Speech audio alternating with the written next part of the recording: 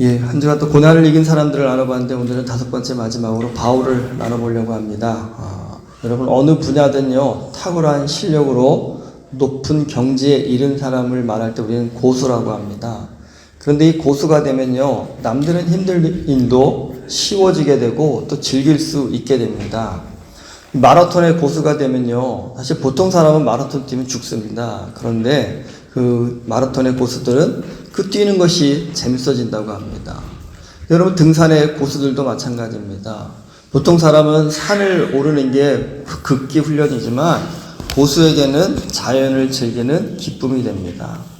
여러분 이렇게 어떤 분야든 고수가 되면 남들이 모르는 즐거움과 기쁨을 알게 되는데 한번 좀 생각해 보십시오. 신앙생활의 고수가 되면 어떤 즐거움과 기쁨이 있을까요? 성경에서 신앙의 고수를 찾아보면 참 많은 사람이 등장하지만 아마 그 중에서도 으뜸으로 꼽을 수 있는 사람이라고 한다면 아마 바울이 아닐까 하는 생각이 듭니다. 바울의 신앙 여정이라는 참 특이합니다. 원래 그의 이름은 사울이었습니다. 사울은 예수님을 배척하던 사람이었습니다. 단순히 배척하는 정도가 아니라 예수 믿는 사람들을 잡아다가 감옥에 보낼 정도로 핍박하는 사람이었습니다. 그런 사울을 사도행전 9장 1절은 위협과 살기가 등등하여라고 표현합니다. 사실 이 당시 사울은 세상적으로 보면 잘 나가는 사람이었습니다. 이스라엘 안에서 최고의 학교인 가말리엘 문화에서 공부를 했고 사회적으로도 상당한 지위에 있었습니다. 그리고 사울은 나면서부터 로마 제국의 시민권을 가진 특권층이었습니다. 오늘날로 말하면 사울은 금수저였습니다. 정말 모든 것을 다 가진 사람이었습니다. 그럼에도 사울은 위협과 살기가 등등했습니다. 여러분 이건 누군가를 엄청 미워해서 죽이고 싶어하는 그런 마음 상태입니다. 아무리 좋은 환경이라고 해도 여러분 이런 감정을 가지고 산다면 결코 행복할 수 없습니다. 그랬던 사울이 다메섹, 지금의 사마리아의 시리아의 다마스커스로 그리스도인들을 잡으러 가다가 도중에 밝은 빛 가운데 예수님의 음성을 듣고는 한순간에요 삶의 방향이 180도 달라집니다. 그리고 이제까지 그가 잡아서 죽이려던 그리스도인들을 대표해서 예수님을 증거하는 사람이 됩니다. 여러분 정말 극적인 변화를 경험합니다. 그런데 이 변화로요 사울은 자신의 모든 것을 잃어버립니다. 이름부터요 큰 자라는 뜻의 사울에서요 작은 자라는 뜻의 바울로 바뀝니다. 뿐만 아니라 그리스도인들을 핍박하던 자에서 그리스도를 증거하는 자가 됩니다. 바울은 자신이 가졌던 모든 사회적 지위와 명예와 권세를 다 잃어버립니다. 전에는 핍박을 하던 위치에서 이제는 핍박을 받는 위치로 전락합니다. 잘 나가던 권력자가 하루아침에 모든 걸 잃고 거짓 신세가 된 것입니다. 이런 상황에서 여러분 기뻐할 수 있는 사람은 없습니다. 자살만 안 해도 다행입니다. 하지만 바울은 항상 기쁘다고 말합니다. 남들에게 비참하게 보이기 싫어서 억지로 기쁘다고 한 것이 아니라 정말 내면에서 흘러나오는 기쁨으로 진짜 기쁘다고 말합니다. 여러분 빌립보서는요 바울이 인생의 말년에 로마의 감옥에 갇혔을 때 빌립보 교회에 보낸 편지입니다. 빌립보는 지금 그리스 북부의 도시로 바울 당시에는요 굉장히 번성하던 도시였습니다.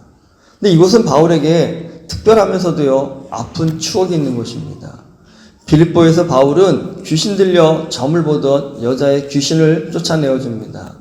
좋은 일을 한 것입니다. 그런데 그 여인을 고용해 점을 치게 하고 돈을 번던 주인들에게는 바울이 큰 손해를 입힌 겁니다. 그래서 주인들이 바울을 고소해서 바울과 실라는 빌립보의 감옥에 갇힙니다. 좋은 일을 하고도 감옥에 갇혔으니까 얼마나 억울할까요? 그런데 그럼에도 불구하고 바울과 실라는요 빌립보의 감옥에서 기도와 찬양을 드립니다. 그리고 그때 지진이 일어나서 옥문이 열려서 도망갈 수 있게 되었습니다. 근데 옥문이 열린 것을 보고 간수가 죄수들이 이미 도망쳤다는 생각에 스스로 목숨을 끊으려고 합니다.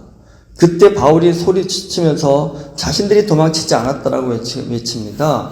그 모습에 간수가 감동을 받고 그 간수가 자신의 가족들과 함께 세례를 받는데 그때 바울이 주 예수를 믿으라 그리하면 너와 내 집이 구원을 얻으리라는 말씀으로 간수와 그의 집에 구원을 임하게 합니다. 바울은 빌립보에서 좋은 일을 하고도 감옥에 갇히는 억울한 일을 당했지만 사실 그로 인해서요, 유럽의 첫 선교지였던 빌립보에서 구원을 받는 첫 영혼의 열매가 맺혀지게 됩니다. 바울에게 이런 경험은요, 빌립보만이 아니었습니다. 이후에도요, 바울은 무수한 어려움과 실패를 겪습니다. 하지만 놀라운 건 바울의 그 어려움과 실패가 결국에는요, 합력하여 선을 이루는 결과를 가져왔다는 겁니다. 빌립보서를 쓸 당시 바울은 로마의 감옥에 있었습니다. 정말 온 인생을 바쳐서 평생 복음을 증거한 바울이었습니다. 하지만 그는 인생의 말년에도 여전히 힘든 상황에 있었습니다. 여러분, 이런 상황에서 편지를 쓴다고 한다면 어떤 말들이 나올까요? 보통 사람이라면 분노와 좌절과 안타까움, 회한 등의 감정이 좀 쏟아져 나올 것입니다. 하지만 빌립보서는 바울의 다른 편지들에 비해서요, 기쁨이라는 단어가 많이 나옵니다. 오늘 본문의 말씀에서처럼 바울은 이제 환경에 영향받지 않고 어떤 상황과 형편에서도 자족하여 기뻐할 수 있는 일체의 비결을 배웠다고 합니다. 그러면서 내게 능력 주시는 자 안에서 내가 모든 것을 할 수 있느니라고 선포합니다.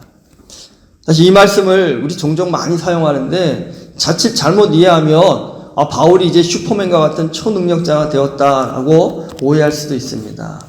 하지만 여러분, 바울이 이야기한 것은요, 자신이 육적으로 초능력자가 되었다라는 것이 아니라 예수 그리스도 안에서 자신의 모든 감정을 절제하고 어떤 위기에서도 기쁨과 감사를 잃지 않는 믿음의 능력자가 되었다는 것을 표현하고 있는 것입니다. 여러분, 아무리 육체적으로 힘이 강하다고 해도요, 감정을 통제할 수 없다면 그 사람은 초라한 사람으로 전락합니다. 하지만 육체적으로는 좀 힘이 약해도 감정을 통제할 수 있다고 한다면 그 사람이 진정으로 강한 사람입니다. 바울은 누구보다 많은 고난을 받았습니다. 그런데 그 고난이 오히려 바울을 더 강한 믿음의 사람으로 만들었습니다. 어떻게 그럴 수 있었을까요? 여러분, 바울은요, 고난을 통해서 복음의 능력과 비밀을 체험하였기 때문입니다. 세상 사람들 같았으면 죽겠다고, 더 이상 소망이 없다고 좌절하고 난리칠 상황에서도 바울은요, 그런 상황에서도 믿음을 지킬 때 하나님께서요, 어떻게 고난을 축복으로 변화시켜 주시는지 무수한 체험을 통해서 알게 되었고 믿었기 때문입니다. 여러분, 고난을 믿음으로 견디어 고난 가운데 역사하시는 하나님을 만난 사람, 여러분, 그 사람을 괴롭힐 수 있는 세상의 고난은 더 이상 없습니다. 바울의 믿음이 여러분 그 경지에 오른 것입니다. 바울은 이제 더 이상 세상이 괴롭힐 수 없는 그런 믿음의 능력자가 되었다는 겁니다. 우리가 믿음으로 살면서 단 한 번이라도요, 믿음으로 좀 고난을 견디어 이겨낼 수 있는 그런 은혜의 체험을 한 사람은요, 고난은 더 이상 두렵지 않습니다. 흔히 얘기하시죠. 고난은 포장된 하나님의 축복이라고요. 사실 이 말씀이 믿음이 없는 사람에게는 이해가 잘 안 됩니다. 하지만 믿음으로 고난을 한번 극복해 본 사람에게는요, 이 말이 주는 의미가 무엇인지, 이 말이 주는 축복이 무엇인지를 분명히 알 수 있습니다.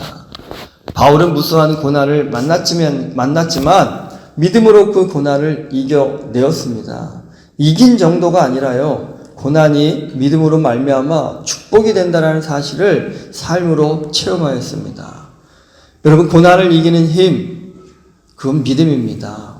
바울처럼요, 어떤 고난 앞에서도요, 포기하지 않고 하나님을 바라보아서 우리의 일생 가운데 단 한 번만이라도 믿음이 고난을 이긴다라는 확실한 절대적인 하나님의 임재와 경험을 체험한다고 한다면 그 사람은요, 믿음의 능력을 가지고 세상을 이길 수 있는 하나님의 사람이 되는 줄 믿습니다. 고난 주간 동안 믿음으로 고난을 이긴 사람들을 보았습니다. 오늘 우리 안에도 더 큰 하나님의 믿음을 좀 구할 수 있는 은혜가 있기를 소망합니다.